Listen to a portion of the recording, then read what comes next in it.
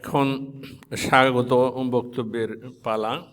আমি দু একটি কথা আপনাদের সামনে পেশ করব।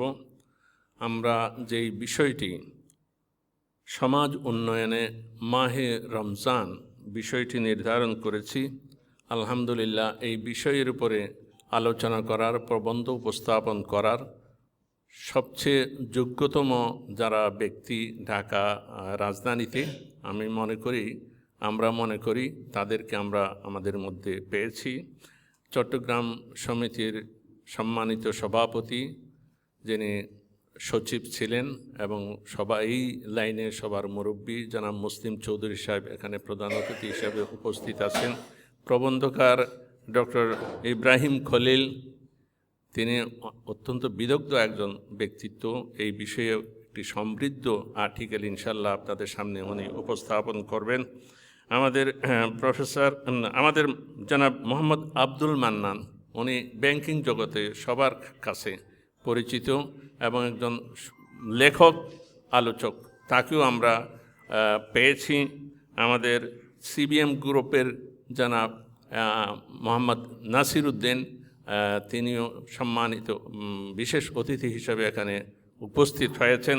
এবং আরও দুজন আসার কথা, জনাব এহসানুল হক, এটা সড়ক যোগাযোগ ও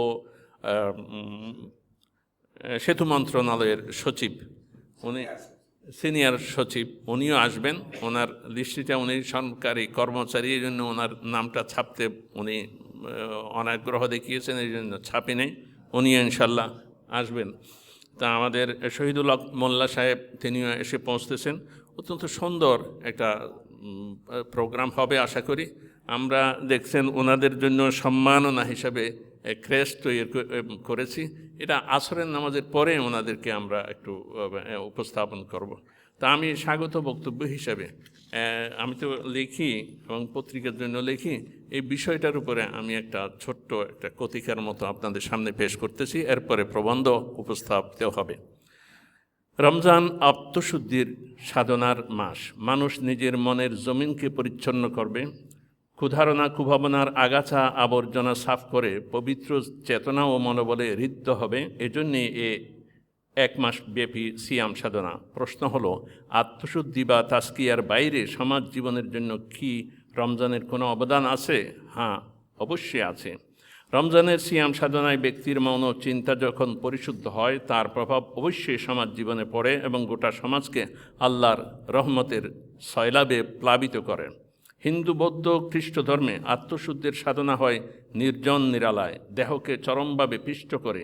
কিন্তু রমজানের সাধনা একাকিত্বে নয়, বরং সমাজকে নিয়ে ধনী গরিব একসাথে একাকার হয়ে।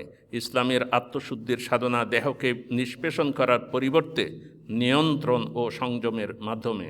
সমাজবদ্ধভাবে জামাতে নামাজ আদায়, তারাবির জামাতে 1.5-2 ঘন্টা দাঁড়িয়ে দাঁড়িয়ে কোরআন তেলাওয়াত শ্রবণ, শেষ রাতে ইফতারের জন্য পাড়ায় মহল্লায় সাজ অবস্থা, সন্ধ্যায় একত্রে ইফতার প্রভৃতি প্রতিটি পদক্ষেপই সমাজ জীবনে আল্লাহর রহমতের সওগাত বিরায়। যারা জীবনে ক্ষুধার যন্ত্রণা সয়নি, দুঃখী মজলুম মানুষের দুঃখ দুর্দশার সম্মুখীন হয়নি, তারা রোজা রেখে বাস্তবে সেই উপলব্ধিতে ঋদ্ধ হয়, যার সৌরভে গোটা সমাজ আমোদিত হয়। গরিব অসহায় মানুষের জন্য ধনী ও সামর্থ্যবানদের দিলের দরজা খুলে যায়। কোরআন মজিদে মুমিনদের বৈশিষ্ট্য বর্ণনা করে বলা হয়েছে, তারা সম্পদ ও খাবারের প্রতি চরম আগ্রহ থাকা সত্ত্বেও নিঃস্ব, অনাথ, এতিম ও বন্দিদশায় জর্জরিত মানুষের খাবারের ব্যবস্থা করে। বস্তুত সামাজিক যাবতীয় সৎকর্মের চর্চা এবং সর্বস্তরে এই কালচার গড়ে তোলার বাস্তব অনুশীলন হয় রমজানে। রমজানের সবচেয়ে বড় বৈশিষ্ট্য আল্লাহর ভয়ে ও ভালোবাসায় মনকে জাগ্রত করা। আল্লাহর ভয়ে সংযমী জীবনযাপনের যে চেতনা ও মনোবলের চর্চা রমজানে হয়, অন্য কোনো ধর্মে বা আদর্শে তার জুড়ি নেই। দুনিয়ার কোনো ক্ষমতাধর নির্দেশ দিয়ে রোজা পালনে বাধ্য করতে পারবে না মানুষকে, কিন্তু রোজাদার চরম পিপাসা ও ক্ষুধায় কাতর হলেও সুযোগ থাকা সত্ত্বেও গোপনে এক চুমুক পানি কিংবা এক গ্রাস খাবার খায় না আল্লাহর ভয়ে। প্রিয়তমা স্ত্রীর একান্ত সান্নিধ্যও সে বর্জন করে চলে আল্লাহর আদেশ মানার প্রেরণায়। এদিক থেকে চিন্তা করলে রোজা ঈমানের চরম পরীক্ষা। এমন পরীক্ষায় উত্তীর্ণরা বাকি জীবনে আল্লাহর আদেশের বিপরীত কোনো কাজ করে না, করতে পারে না। সমাজের সর্বত্র যদি আল্লাহর ভয়ের চেতনার জোয়ার সৃষ্টি হয়, অবশ্যই অপরাধ, পাপ, দুর্নীতির মূলোচ্ছেদ হবে। একজন সমাজবিজ্ঞানী বলেন, পশ্চিমের তথাকথিত সভ্য ও ধনী দেশগুলোতে মানুষ কিভাবে লোভ ও যৌনতার মহামারীতে আক্রান্ত তার প্রমাণ পাওয়া যায় প্রাকৃতিক দুর্যোগে উপদ্রুত এলাকায় লুটপাট ও যৌন হয়রানির মারাত্মক সব দুর্ঘটনা দেখে। অথচ আমাদের দেশে মানুষ দুর্যোগ কবলিত এলাকায় ত্রাণ সামগ্রী পৌঁছে দিয়ে আত্মিক শান্তি পায়। তার বক্তব্য, আমাদের গরিব দেশে প্রচণ্ড ঘনবসতি আর দারিদ্র্যের কষাঘাতেও তুলনামূলক শান্তির যে সুবাতাস প্রবাহিত, তার পেছনে রয়েছে অসংখ্য মসজিদ, মাহফিল ও ধর্মীয় চর্চার প্রভাব। সম্প্রতি আফগানিস্তানে, ইরাকে, সিরিয়ায় আমেরিকার সিরিজ আগ্রাসনের পর যখন শরণার্থীরা অথই পাথারে সাঁতার কেটে ইউরোপীয় দেশগুলোতে আশ্রয়ের আশায় সাগরে ভাসতে থাকে, তখন সম্পদশালী ওসব দেশ অসহায় আদম সন্তানদের তাদের দেশের মাটিতে নামতে দেয়নি, যুদ্ধাস্ত্র ত্যাগ করে। যারা কোনো মতে উঠেছে তারাও মানবেতর জীবনযাপনে বাধ্য হয়েছে। পশ্চিমা বিশ্বের বড় বড় সংবাদ মাধ্যমের রিপোর্টে শরণার্থীবাহী জাহাজ ডুবানোসহ বহু লোমহর্ষক ঘটনার প্রতিবেদন বিশ্ব বিবেককে প্রকম্পিত করেছে।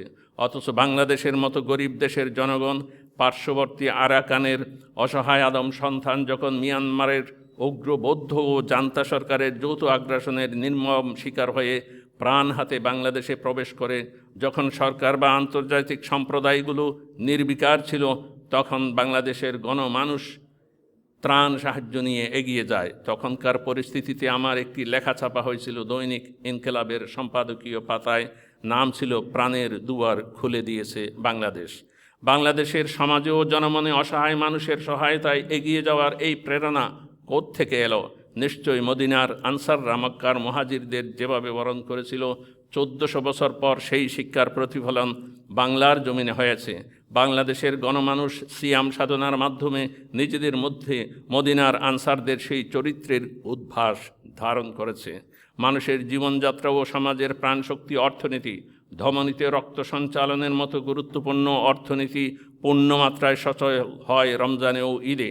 পুঁজিবাদের মূল থিম সঞ্চয় করো, ইসলামের মূল থিম ব্যয় করো। রমজানে সমাজে ব্যয়ের মহাদুম পড়ে যায়। ধনীরা গরিবদের মাঝে জাকাত, ফিতরা ও দান দক্ষিণা বিলায়, তাতে গরিবদের জীবনে অসচ্ছলতা আসে, তারাও কেনাকাটা করে, অর্থের সঞ্চালনা হয়, অর্থনীতি প্রাণবন্ত হয়, সমাজ উপকৃত হয়। সমাজের সর্বত্র সহযোগিতা, আত্মীয়তা, সহমর্মিতা, পবিত্র চেতনার মহাসমারোহ দেখা দেয়। তার পূর্ণ প্রদর্শনী হয় ঈদ উল ফিতরে। ধনী গরিব একই কাতারে দাঁড়িয়ে আল্লাহর সামনে একটি সুন্দর সমাজের কুচকাওয়াজ করে ঈদগাহে। রমজানে রোজাদারের প্রতিটি কাজ হয় আল্লাহর ভয়ে ও ভালোবাসায়। এই ভালোবাসা আল্লাহর রসুলের প্রতি ভালোবাসায় মানুষের মন ও জীবনকে আপ্লুত করে এবং তারই ফলগু দ্বারা বসন্ত জাগে সমাজ জীবনে। রোজা প্রত্যেকের মনে একটি চিন্তা জাগ্রত করে, তা হলো শুধু নিজেরা ভালো হলে চলবে না, অন্যের ভালো করার উদ্যোগ নিতে হবে। ফিলিস্তিনের অসহায় মানুষের প্রতি, আমাদের সমাজের প্রতি, বিশ্ব মুসলিমের প্রতি আমাদের দায়িত্ব আছে। আমাদেরকে সমাজের জালিম ও শয়তানের দোসরদের বর্জন করতে হবে। ভারতের